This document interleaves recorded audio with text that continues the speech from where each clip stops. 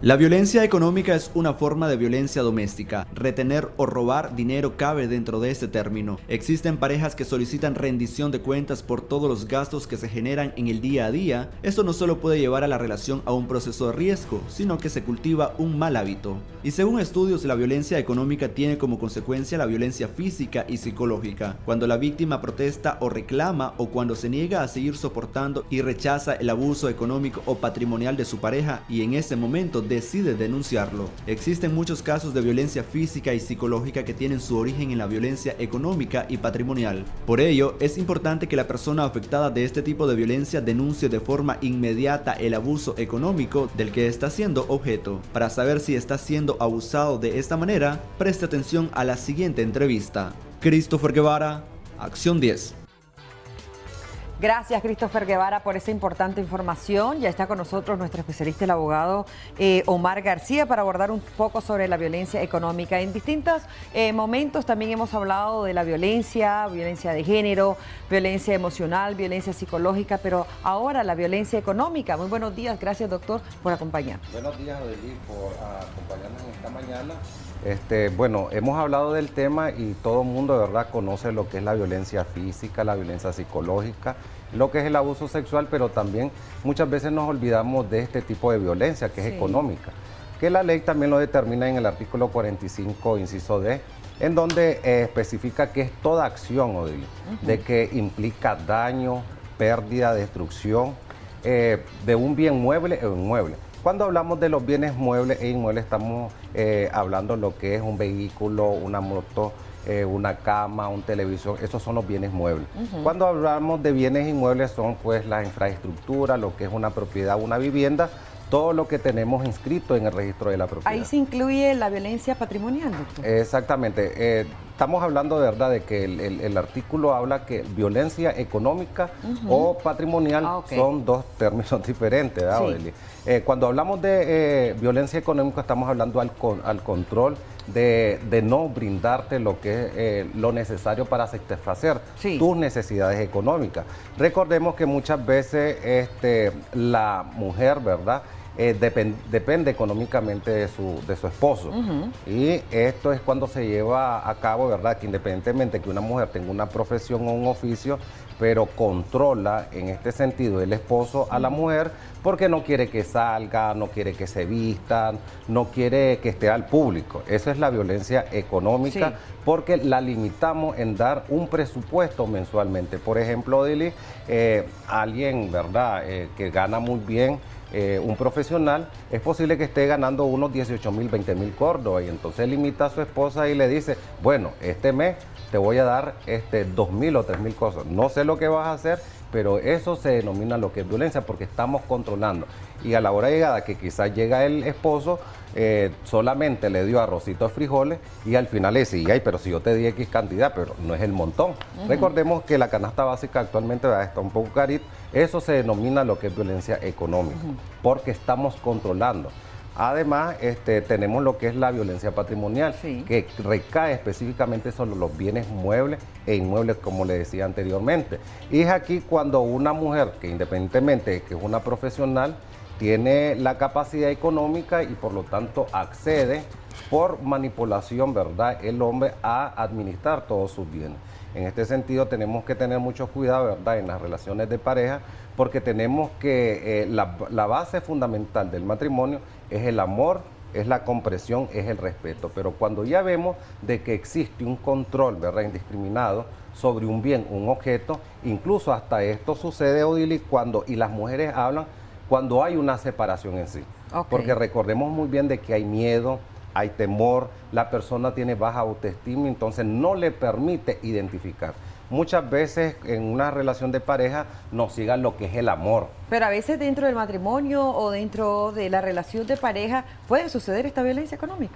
Claro que puede suceder, porque recordemos muy bien de que la mujer o el hombre en este caso, ¿verdad?, porque solo a veces hablamos de la mujer, también a veces hay hombres que son abusados y por lo tanto ellos dependen económicamente de eso. Tenemos una llamada, muy buenos días, adelante, ¿le escuchamos? Aló, buenos días. Aló, buenos días. Bienvenida, le escuchamos. Quería hablar referente al caso que están poniendo. No nos escuche a través de la televisión, sino a través de su teléfono, por favor, directamente, así nos comunicamos más rápido. Adelante. Buenos días, yo quería hacer una pregunta referente a ese caso que es mi situación que estoy viviendo actualmente. ¿Cuál es la pregunta? Que a dónde se debe acudir porque, bueno, mi esposo me maltrató, lo último fue físicamente. Pues yo me alejé de la casa, pero no me llevé mis hijas. Sí, actualmente todavía están casados. Bueno, me vino un documento ayer y donde me está pensionando, me acusa porque consumo licor y muchas cosas pues que no son. Entonces me está pensionando él a mí y que no tenemos bien inmueble. Y sí, yo construí mi casa en el terreno de él. Tenemos 2 casas, una construí yo y otra pues que él ya la tenía. Yo construí en el patio vacío. Ahora él me manda que no tiene bienes. Ahí pues en el expediente que me mandaron. Y pues me está pensionando, no sé qué hacer. Déjenos sus datos completos y el número de teléfono, doctor. Quizá podemos colaborarle, sí, ¿verdad? Sí, ¿A esta señora? Bueno, lo que podemos hacer en este sentido, Eli, me comprometo de manera personal a darle seguimiento a este asunto porque al final es algo que sucede a diario. Siempre y cuando nosotros tengamos lo que es el cuidado y crianza de los niños, entonces es el que va a tener lo que es los bienes muebles.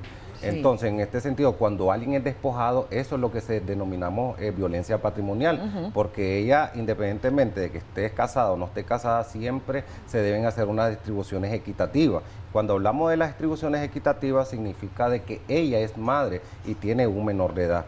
Independientemente de que el hombre tenga un bien inscrito a su nombre, pero nosotros, ¿verdad?, por el hecho de estar casados y tener una relación de hecho estable, entonces adquirimos derechos a través del transcurso del tiempo. Y le entendí que se llevó al menor sin el consentimiento de ella, todo eso tiene que ver, ¿verdad? Tiene que ver mucho y al final es una estrategia de estas personas que abusan y maltratan, es decir, ya han sido asesorados con otras personas, lamentablemente pues dieron una buena asesoría, bueno, agarrar al niño.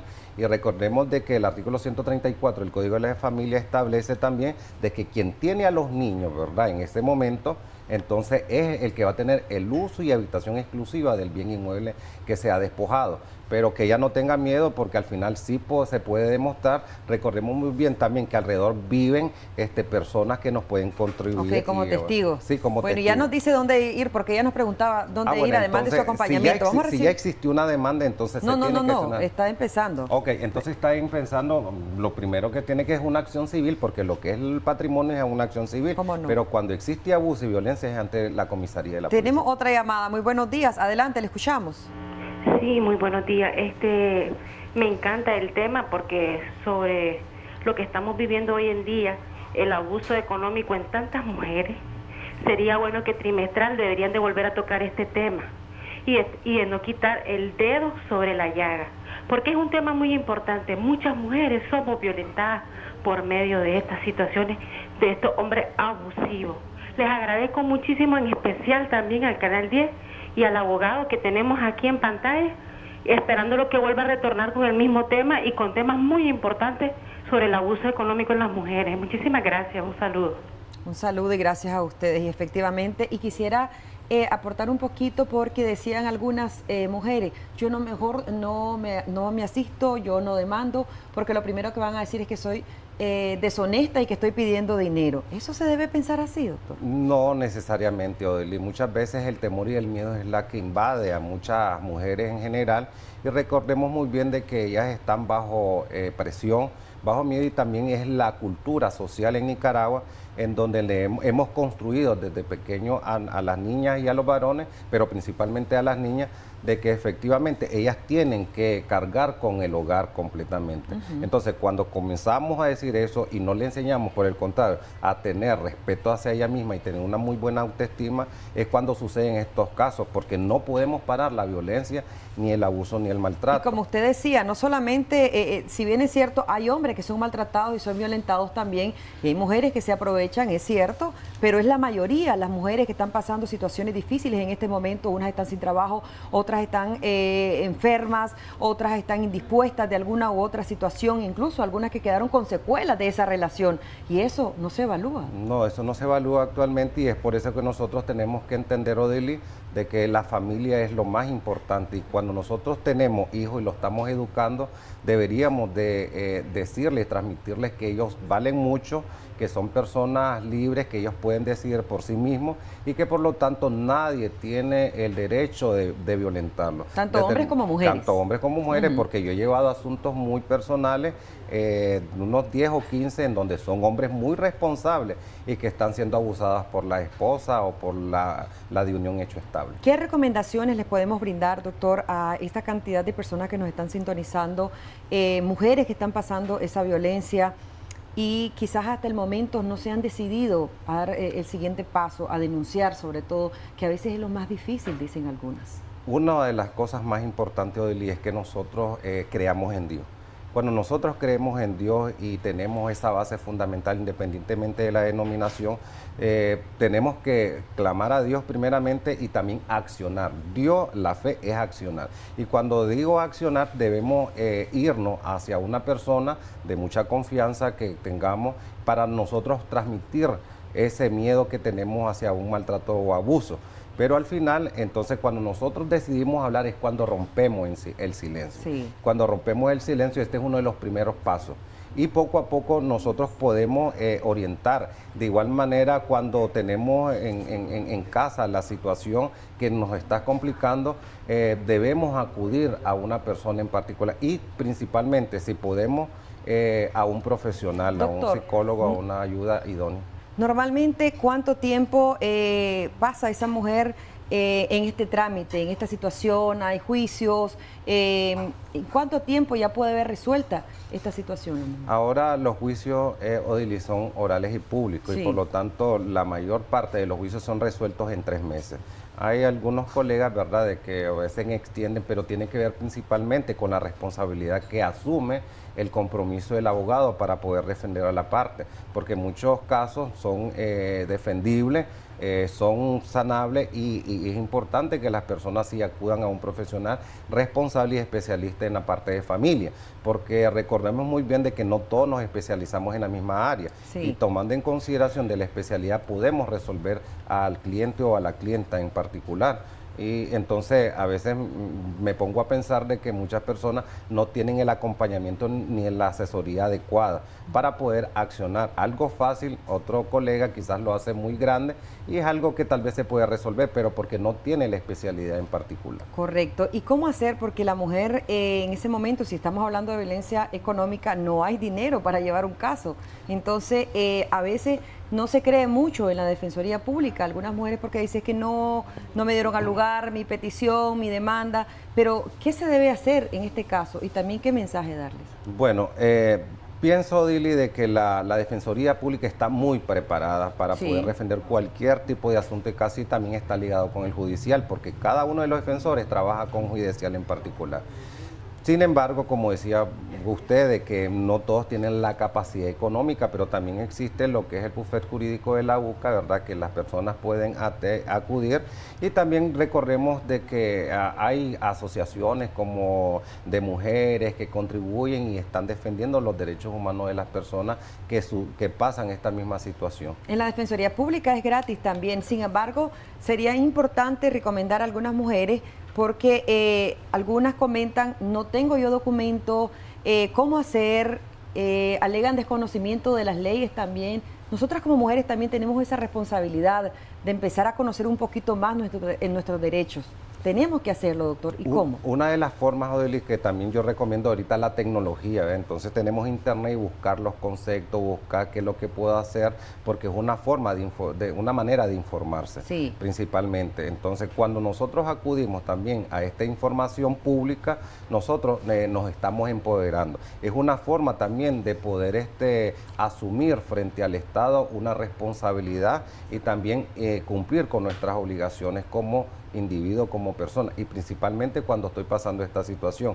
Pero al final es una situación de concientización de cada una de las personas, tiene que llamar, autocuidarse y también autoinformarse para poder crecer como ser humano. No como dejar persona. Toditito, ¿verdad?, en las manos de los expertos, que yo sé que ellos nos van a ayudar mucho mejor, después de Dios, como usted lo decía, y nosotros confiamos, pero también hay que hacerse acompañar de cada una de la información. Ahí está disponible la ley que nos rige, el Código de la Familia habla también de eso. Mujeres, por favor, empoderémonos. ¿Y cómo nos empoderamos? Con la educación, con la información, con la lectura, es muy importante. Hay diferentes lugares donde nosotros podemos dar el acompañamiento, la Defensoría Pública, los diferentes bufetes jurídicos que apoyan con algún tipo de valor simbólico, incluso las asesorías gratuitas, acá como Acción 10 en la mañana, aquí está el especialista Omar García, también esa asesoría gratuita. Hay que empezar a empoderarnos con la información también. Vámonos de inmediato a una... Gracias por habernos acompañado, doctor. Muchas gracias, Odeli. Hacemos una pausa comercial y ya volvemos.